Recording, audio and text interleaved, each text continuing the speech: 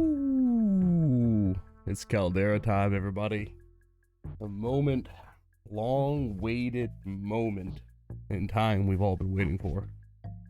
And I feel like of all the failures in the last month or so with some games, very confident that this is going to turn out just fine. So, Caldera is available for everybody who pre-ordered Vanguard. So for those who have, that's amazing. I know yesterday certain content creators that are not me were able to play a little bit. So I've been kind of watching it kind of briefly last night, kind of catching up today. But it looks pretty good. Actually, hold on, this doesn't seem right. There we go. So, you know, there's two things that I been like, just new map. New map is great. Even if the map is worse than Verdansk, it's still different. But so that aside, just take the map out of there. A couple things I've been really not concerned with, but kind of anticipating, was whether or not when the Vanguard weapons come over to Warzone, how different are they going to be from how they are in Vanguard? And, you know, like the SCG-44 and the M1 have been in the game, and as far as we could tell, they're the exact copy of the Vanguard version. So I kind of had a feeling that they're going to come over normal. But I was kind of wondering, like, proficiency in kits, will those even come over with them? Are they just going to be 8 attachment weapons? You know, kind of curious about that. So, from what it appears, I know there's plenty of people, Exclusive Ace, of course, J-God. I know a lot of them are doing some weapon testing. I was just doing that just a little bit earlier, too. That it looks like they're pretty much functionally the same as they have been in Vanguard, at least for now. And yes, the kits and proficiencies. What up, JJ? How you doing? They are all like came over, which is really interesting because, you know, there's a kit called Gung Ho which allows you to shoot while sprinting, but this means it completely dismisses sprint out speed. There's no sprint out speed. It doesn't matter how much you stack sprint out speed, your weapon, you literally can shoot while fucking tack sprinting. But if you think about hardcore with 2 bullet kill and you're just running around with a giant magazine, that's very deadly. How deadly it could be in Warzone could be very interesting, especially with pre-firing, and the fact that you can sprint while pre-firing means you're going to get the peeker's advantage on top of rounds go. And so if you can stack hip fire control, it's going to be very powerful. Now stuff like vital things, anything that enhances damage, it looks like they did tweak, because that probably would have been pretty fucking broken. I know certain ones where you get more limb damage, no headshot damage. A lot of people are going to say it's not good, but I mean, if you really can't land headshots, those are probably really good perks and kits to use. So that was a big one. And then the second one, what I've been kind of really curious about is with the whole like Rebirth Resurgence, whether that was going to be just Vanguard only or not. So we have to, like right now tonight there's a Rebirth Mini Royal and then Rebirth Resurgence Quads, which will eventually move over to the Caldera map. So that's kind of interesting. So what I'm going to do, just a little different because this stuff's been out all day. So instead of like what everybody else is showing, I was going to just show like how the Vanguard system works. So this would be a good learning opportunity. Oh, that's pretty badass. Hey, by the way, I saw that you have your VOD saved now. Congrats. That's the way to do it.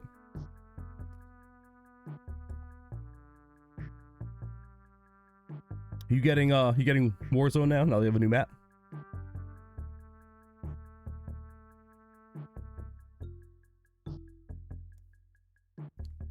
It's pretty sexy now. Very sexy. I actually haven't been on the new map yet. Just an FYI. I haven't done that. I just kind of fucked around real quick in Rebirth earlier, just so I could try to attempt to test something. But yeah, so what I'm gonna do before I actually get into it and see the new map, for those who haven't played Vanguard, this is probably really good stuff to learn. I'm gonna show you how the Vanguard weapons work, kind of the whole rundown of exactly the attachment system, because there's kind of a pecking order to it. It's very similar to Modern Warfare, with the exception of there's more common attachments that are kind of by class and then by type, if that makes sense. But we'll flip over to that here. Ain't that much to talk about. Other than that, we want to show some stuff off. So let's go ahead and flip this bad boy over. So for Basically, field upgrades, everything's the same as before. Obviously, watches are pretty much the same. Nobody cares about that. I don't think people access watches. Same thing, field up. Not where I did field upgrades. But for the loadout screen, it's the same. I kind of wish that they would add a few more loadouts. Because I had to consolidate. So basically, this group right down here, this is just my typical Warzone stuff. I don't really use Cold War weapons. So I had to kind of decrease the line. These are some experimental builds and some testing, but I already went ahead and set up the classes. So kind of two ghost classes is just the AS-44 short range assault rifle, NZ-41 long range assault rifle. Then I kind of have two overkills, but none of these have attachments on them. So I figure this is what Vanguard basically looks like. Who did this AS-44? Like I said, I played a lot of Vanguard. So as you can see, you get 10 attachments.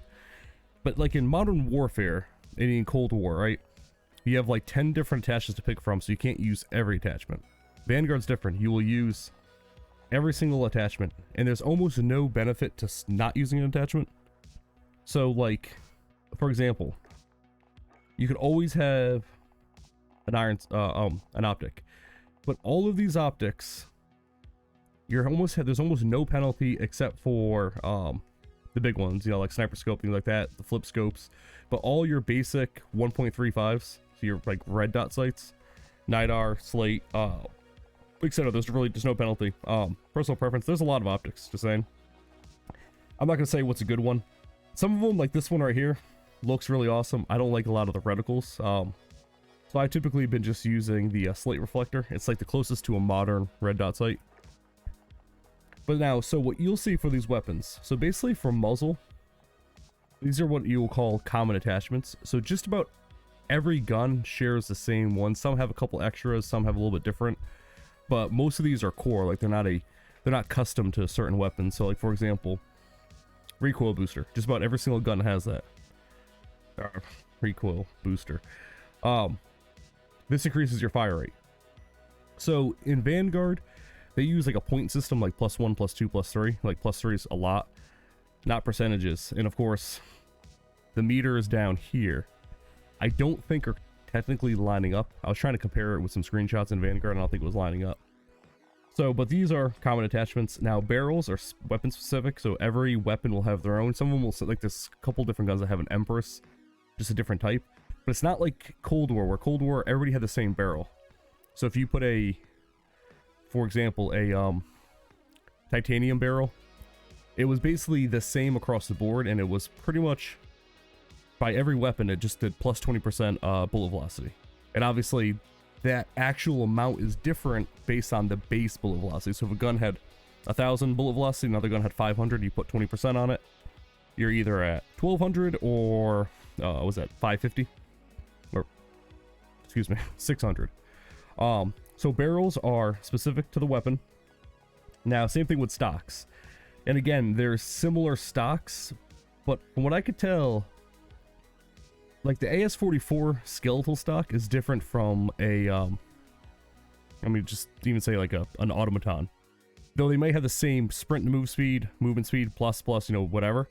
It seems to be different. So like on the AS-44, it adds about, you know, like I don't know, 3 to 4% movement speed, but on an NZ-41 only adds 1%. So that's going to be like kind of a nightmare logging all the statistical changes. I got a couple of them done. Underbarrel, again, this is all common. So basically you'll see the same foregrips function the same way on every weapon. Magazines are technically different. You'll see the same calibers, things like that, but they do function a little bit different. A 7.62 Gorenko 50 round, for example, you'll see the same thing, a 45 round, but the stats would be a little bit different. So it kind of, I'd say it gets confusing. You just kind of pay attention to it, because you might see the same attachment used on a different weapon, but it will function different. Ammunition mods are basically the same across the board, and what I can tell, they all seem to have a static effect. Coming on over to rare grips. These are basically all common. You'll see them pretty much on every single weapon. I think a few weapons don't have certain ones, and some have a couple extras. But over here, they call them perks. If you play Vanguard, these will be kit and proficiency. So, these are modifiers. some are better than others. Not every weapon. Each weapon has like kind of its own pool, but some are shared. But this right here really changes, like for example, Gung Ho. This allows you to fire while sprinting. Sleight of hand, you know, just like kind of similar to Modern Warfare, except like this one right here. Every time you kill somebody, you gain a pretty good chunk of move speed. Disable, if you hit them in the legs, it takes away their tactical sprint, slows them down. It's like shooting sweat lords with disable is kind of impressive. Steady, you know what I mean? Like they all kind of modify, but like I said, every gun is wildly different. It's some guns you would think would like want Gung Ho, don't have it, so it's kind of, you know, if you're thinking in your head like weapon planning, it's gonna be a little different. Now perk 2 is what you'll call the proficiency, and again these are basically another set. So like fully loaded, bam, right there. Surplus gives you additional XP, great for leveling. Heavy hitter, melee, you know, on hand, less downtime for using equipment, which means as soon as you throw the equipment, your gun's back in your hand. Reach is increase your melee, fast melee. But stuff, so these, like, you would find them on Modern Warfare attachments as like kind of a extra boost. Like if you put a breacher device, you will get the extra melee damage. So it just works a little different. So even though it's 10 attachments, it's really an 8 attachment weapon, except the perk basically doesn't cost you anything. So in terms of building these guns, I think it's going to be a little bit all over the place. I don't think it's as optimized as like Warzone. Like if you use a Grau, it's just the Grau was never competitive unless you use it as a long range weapon.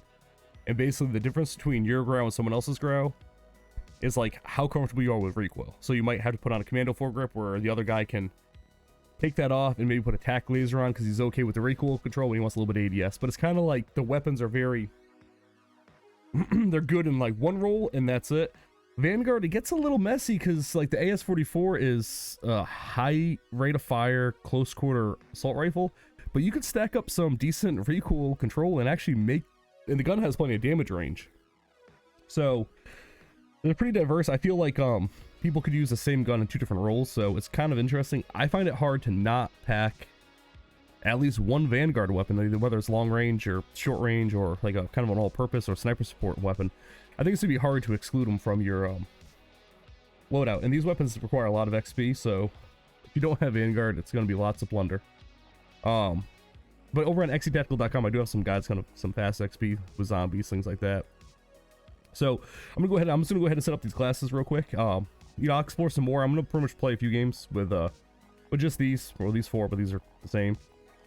So AS-44, basically recoil boosters pretty much a must. If I actually stack up these 50 round mag, fire rate, and over here on barrel, I'm gonna get a little bit more fire rate on this Empress Falcon. So this weapon is gonna have a fire rate of like 1256, so that's faster than a MAC-10, and this is an assault rifle. So this is fucking stupid as all hell. It's fucking crazy. But all of this stuff right here, like this, accuracy minus accuracy, right? A little bit less damage, bullet pen, and bullet velocity range, that's fine. I'm not worried about range. Like here, sprint to fire speed, right? Sprint to fire speed doesn't fucking matter. Normally that matters, but this is gonna solve my problem. By slapping Gung Ho on here, I can sprint while shooting. Or I can shoot while sprinting, whatever you want to call it. Sprint to fire doesn't matter. It's not even considered. I mean, it's as you're tac sprinting, your gun is down and you are shooting, and actually when you're fucking shooting, you are flying, you're gliding across the map. So it really, like, that single-handedly just changes this entire gun. Underbarrel, you kind of have a couple options. The Carver ends up being really good for most close quarter weapons just because of the hipfire accuracy plus recoil control. You lose a little bit of ADS speed, it's not that bad. The Smile pistol grip is another pretty good one. Again, hipfire accuracy, sprint to fire speed. So this kind of helps with the close quarter stuff, but again, I don't need the sprint to fire speed. Skeletal, just raw ADS speed, so very good. But I kind of want the hipfire, even though I don't normally hipfire. It's going to help with the, especially with Gung Ho.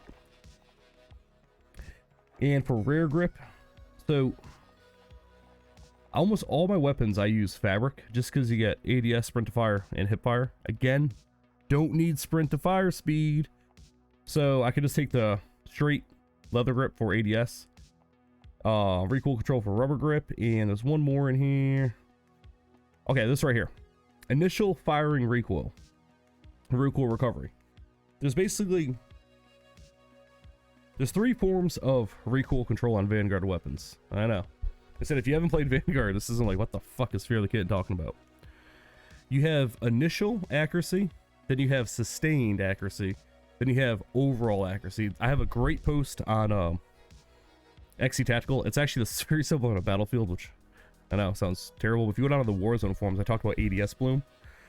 So pretty much if you put an attachment that reduces or increases your initial firing recoil, let's just say you get a 10% reduction, so 10% more accuracy in initial firing. Now for sustained, you get nothing.